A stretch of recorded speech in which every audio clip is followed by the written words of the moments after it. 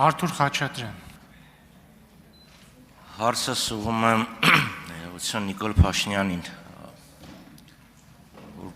վիզուալ կոնտակտ հաստատեմ, նենց լավ կլինի։ Պարոն Փաշինյան, դուք կառավարությունը երեկ հրապարակեցիք Արցախյան բանակցային գործընթացի որոշ փաստաթղթեր, որոշ։ Ենթադրում եմ, որ Մինսկի գործընթացի կամ Մինսկի խմբի լուծարումով պայմանավորված այլևս բոլոր թղթերի վրայից բոլոր գրիֆերը հանվել են։ Ես ուզում եմ խոսեմ, հարցնեմ այն փաստաթղթի մասին, որը ձեզ է ներկայացվել 2019 թվականի հունիսին։ Նայում ես, բավականին լավ փաստաթուղթ է։ Ամրագրվում է այն մեխանիզմը, որով Լեռնային Ղարաբաղի ժողովուրդը կարող էր որոշել իր ապագա իրավական կարգավիճակը։ Նշվում էր, որ կարգավիճակը որևէ սահմանափակման ենթակա չէ։ Նշվում է, որ համաժողովրդական կամ արտահայտությունը իրականացնելու են Լեռնային Ղարաբաղի բնակչությունը։ Այսինքն դուրս են գալիս այն բոլոր պնդումները, թե իսկ ով ասեց, որ Ղարաբաղում պետք է լիներ, ով ասեց, որ օրակարգում կարող է լինի անկախության հարցը։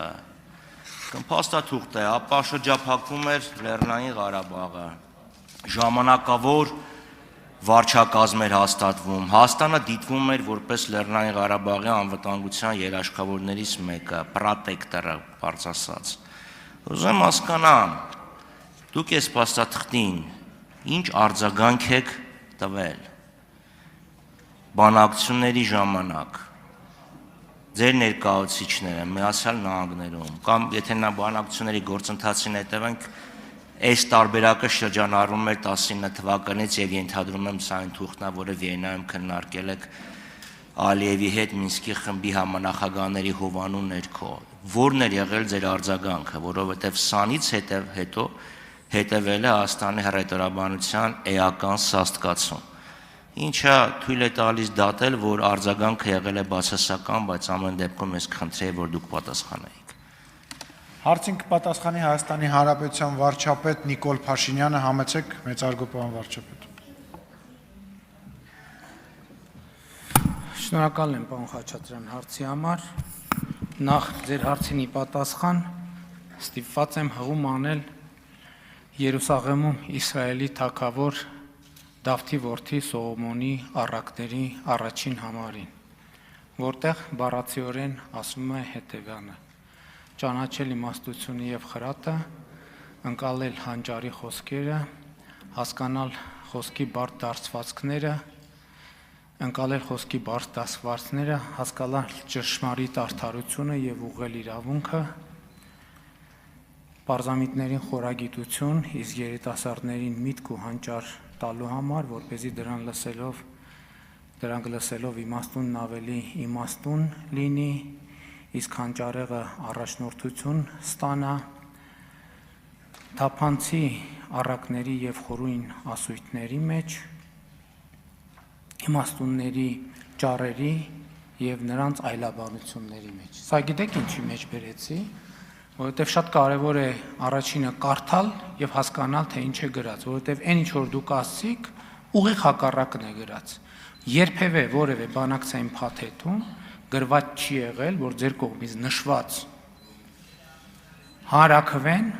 պետքա տեղի ունենա Լեռնային Ղարաբաղում։ Ընդհակառակը գրված է համաժողովրդական հանրաքվե, որը արտահայտում է Լեռնային Ղարաբաղի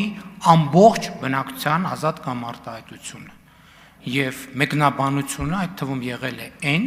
եւ դուք կարող եք տեսնել նույն փաթեթում հրապարակված Սերժ Սարգսյանի նամակում դրա ակնարկը, որ ենթադրվող հանրաքվեն պետքա ըստ Ադրբեջանի մեկնաբանության պետքա տեղի ունենա Ադրբեջանի ամբողջ տարածքում եւ նրան պետքա մասնակցեն Լեռնային Ղարաբաղ, ինչ նշանակում Լեռնային Ղարաբաղի ամբողջ բնակչություն։ Նշանակում է նաեւ Լեռնային Ղարաբաղի ադրբեջանական համայնքը եւ այլն եւ այսպես շարունակ։ Ես չհասցրի գրի առնել, թե դուք էլ ինչ նկատի ունեք, բայց բացարձակապես ձեր մեկնաբանությունները տեղի չեն։ Էլ չեմ ասում սկզբունքային հարց է, թե հանրակրվեն երբ էր տեղի ունենալու, տեղի էր ունենալու, թե տեղի չէր ունենալու։ Այն ձևակերպումը, որ չի կարող ունենալ որևէ սահմանափակում։ Չի կարող ունենալ որևէ սահմանափակում, այդ նշանակում էր նաև, որ Լեռնային Ղարաբաղ եւ Լեռնային Ղարաբաղի որևէ կարգավիճակ կարող էր եւ նախատեսված չլինել։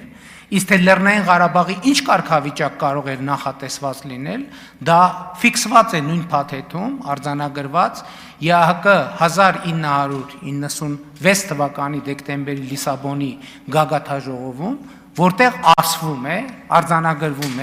միջազգային հանրության դիրքորոշումը, որ Լեռնային Ղարաբաղը պետք է օգտվի ինքնորոշման իրավունքին եւ ստանա ինքնակառավարման կարգավիճակ Ադրբեջանի կազմում։ Այսինքն այն ինչ որ դուք ասում եք, դա Հայաստանում քարոզչության 20-25 տարվա խոսույթ եղել, որը բացարձակապես ոչ մի կապ չունի իրականության եւ հրապարակված փաթեթի հետ։ Ինչ վերաբերվում է այն տարբերակին, տեսեք, ես էլի ուզում եմ, ընդ որում ես ինչ որ ասում եմ քննիչ հանձնաժողովում ասել եմ, ես նոր բան չեմ ասում։ Հիմա կարող է երկար տեքստ ա եղել 5 ժամանոց, կարող է մի նախադասություն մի բառ ասել եմ, բայց սկզբունքը ասել եմ։ Երկրորդը, եթե հիմա խորհրդանական հարգելի գործընկերները այս հատվածի պետքա հիմնավորեն, որ այս շատ լավ առաջարկ էր, այն լավ առաջարկ էր, ես ասում եմ, լավ առաջարկ էր, ուրեմն գնայիք լուծումների, ժամանակին գնայիք լուծումների։ Եթե լավ առաջարկ ա եղել ու չեք գնացել լուծումների, ուրեմն դուք պետքա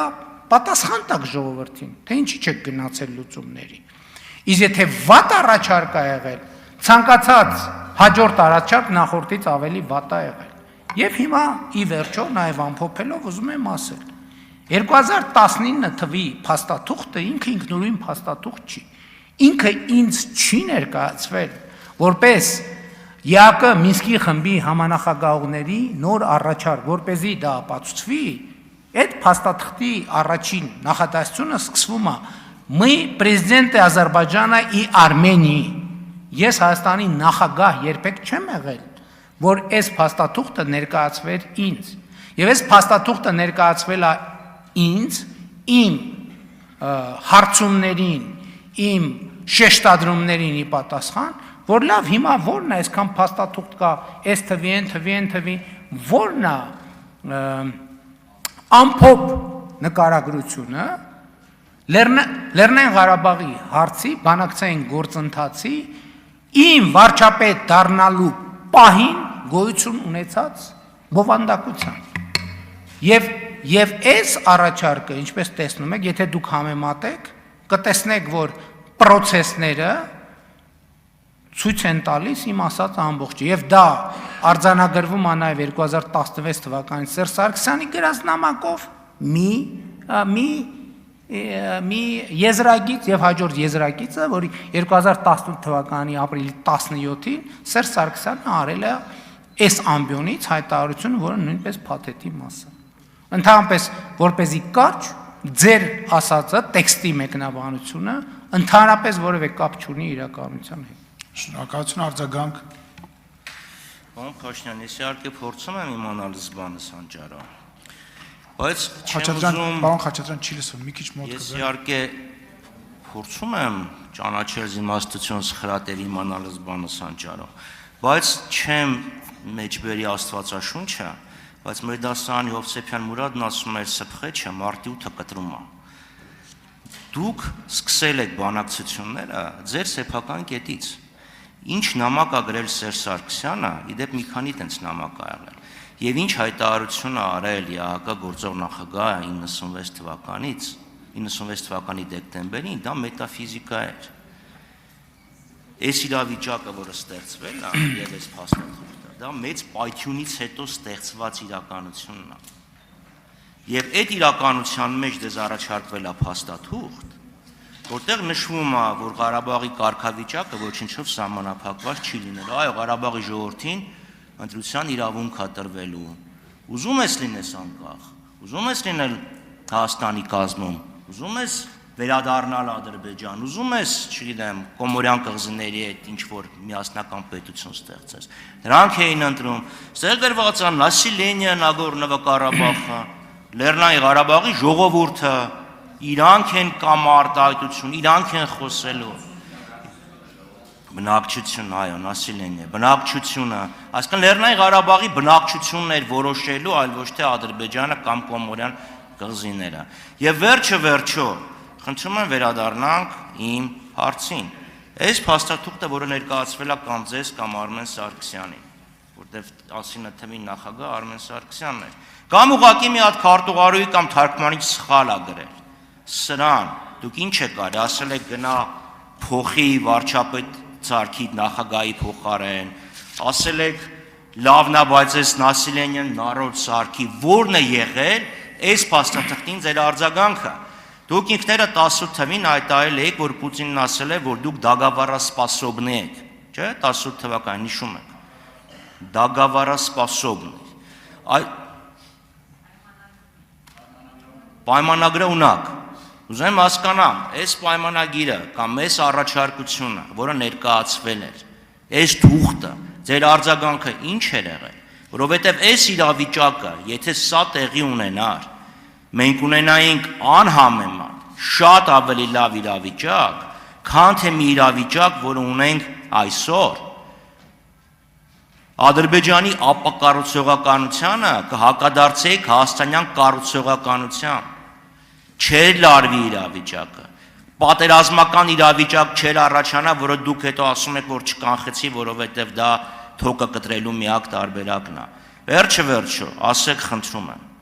որն է եղել այս իրավիճակի ձեր արձագանքը։ Դուք ուղղակի չեք համաձայնվել, թե գիտակցաբար չեք համաձայնվել, թե գիտակցաբար համաձայնվել եք եւ Ալիևը իր եւ Պարոն Խաչատրյան, ժամանակը սպառվել է։ Նախադասությունը վերջացնեմ։ Իրենց ոչին հատուկ վերջի պահին խաբել են։ Որն էր ձեր արձագանքը։ Շնորհակալ եմ, պարոն Խաչատրյան, ձեր արձագանքի համար, սկսեմ ձեր դասարանի կներեկով։ Հովսեփյան Մուրադը, ամենայն հարգանքով Հովսեփյան Մուրադի նկատմամբ, բայց սրբեղիչը մարտի 8-ը չի կարող կտրել, որովհետև սրբեղիչը մարտի 8-ից 5 ամիս հետո է։ Այստեղ է, որ ասում եմ ճանաչել զիմաստություն եւ սխրատ, որովհետև պետք է հասկանալ, որ երբ որ բանը ձին դնում են սայլից հետո ու սկսում են դրա վրա դատողություններ անել։ Այսինքն այս օրինակը մտածողության ֆորման ցույց է տալիս։ Ես էլի ձեզ ասում եմ, եթե կունենայինք շատ լավ վիճակ, այս ամսի 2011 թվականի 19 թվականի թղթի առաջարկը արտահայտում է նախորդող շրջանի բանակցային տրամաբանությունը։ Դուք էլ այն ժամանակ կոալիցիայի մեջ էիք, համաձայնվեիք, լուծեինք, բրծնեինք։ Եվ մենք այս խնդրից ձեր առաջարկած լավ վիճակը կբերեիք։ Այսինքն ինչ եք ուզում մեզանից։ Բա 18 թվին ես վարչապետ եմ դարել, ամբողջ ձեր եւ ձեր կոալիցիոն ասում է հողերը տվեց, ինչի համար, ասեմ ինչի համար, որովհետև այդ նույն փաթեթի մասա նաև Սերժ Սարգսյանի պատասխանը էլի ապրիլի 17-ին, որտեղ ասում է, որ մենք շատ վաղուց պետք է այլևս հույս չունենանք, որ Ադրբեջանը թողնելու է պատերազմով Լեռնային Ղարաբաղի հարցը լուծելու իր մղումը։ Բայց վիճակը այն ժամանակ կար, ավելի լավ վիճակ կար։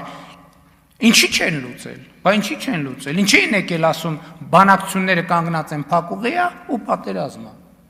Ինչ ենք մենք արել։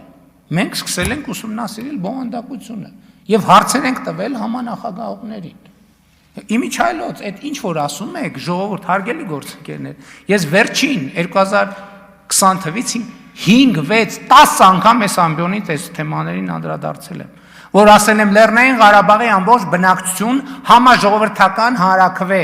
բա ինչի է միտեղ գրած համաժողովրդական, ժողովուրդ բառն է օգտագործած, միտեղ բնակչություն։ Ուրեմն ստեղ ուրիշ կատեգորիայի մասին է, ստեղ ուրիշ կատեգորիայի մասին է։ Ինչի է գրած ամբողջ այսինքն ես ոչ մի նոր բան, հարգելի գործընկերներ, այս փաթեթի մասին չունեմ ասելու, որովհետև 2020 թվականից մինչև մի X պահը ես ամեն ինչ ասել եմ, եւ այս փաթեթը, որը հրապարակված է, ինքը ընդամենը հիմնավորում է, ապացուցում է, որ այն ինչ որ ես ասել եմ կոնկրետ փաստերի վրա հիմնված։ Ինչ ենք արել, սկսել ենք քննարկել, խորհրդակցել հասկանալու համար բանակցային փաթեթի բովանդակությունը։ Եվ այդտեղ է նաև, որ ես տվել եմ հարցը եւ ստացել պատասխանը, որի մասին էլի ազգային ժողովի ամբիոնից երևի տասնյակ անգամ խոսել եմ։ Երբ որ ես համանախագահողներին ասել եմ, լավ, մեկնաբանություն։ Հիմա այս փաթեթով Ղարաբաղը կարող է չլինել Ադրբեջանի կազմում։ Եվ պատասխանը հնչել, որ այո, կարող է, եթե Ադրբեջանը համաձայնվի։ Ամբողջը այս թուղթ եւ այլն։ Ամեն ինչը ձևակերպված է դրա տակ։ Էլ չեմ ասում, որ ձեր փաթեթը ինքը մի էջ չի, մի թուղթ չի։ Ինքը 3 թղթից է բաղկացած, եւ այդ 3 թղթի բովանդակությունը ամբողջություն է։ Եվ այդ 2016 թվից եւ նաեւ գուցե նախորդող հիմա չեմ մտաբերում, բոլոր փաթեթներում նախատեսված է եղել Լեռնային Ղարաբաղի այդ պահին գոյություն ունեցող կարգավիճակի լուծարում, որ պետք է այն ինչ որ բանը Սերժ Սարգսյանի դիվանագիտությունը ներկայացնում էր որպես հաղթանակ, Լեռնային Ղարաբաղի միջանկյալ կարգավիճակ, Լեռնային Ղարաբաղի միջանկյալ կարգավիճակը նշանակում էր եւ դա թղթերից ակնհայտ երևում է Լեռնային Ղարաբաղի այդ պահին գոյություն ունեցող համակարգի լուծարում, զրոյացում եւ զրոյից հայ-ադրբեջանական առավելագույնը նոր համակարգի ստեղծում։ Ինչի՞ չեք ասում դա։ Դա այնքան ակնհայտ բան է։ Այսինքն ակնհայտը որը գրած է սևով սպիտակի վրա։ Բացեք 3-րդ փաստաթուղթը ՄԱԿ-ի անվտանգության խորհրդի որոշման նախագիծը, ավելի պարզ չի լինում, բայց չեք ասում։ Էլ չեմ ասում, ի վերջո երբ պետք է խոսում, դրա մասին եմ տասնյակ անգամներ ասել։ Այն ժամանակ, երբ որ հայկական կողմը համաձայնվել է հանրաքվեով, ապագա հանրաքվեով կարգավիճակ որոշելուն, այդ նշանակում է, որ 1991 թվականի դեկտեմբերի 10-ի հանրաքվեն նույն պահին չեղարկվել է, հենց հայկական կողմի կողմից։ Նույն պահին չեղարկվել է։ Շնորհակալ եմ։ Շնորհակալություն հաջորդ հարցի համար Լիլիթ Ստեփանյան։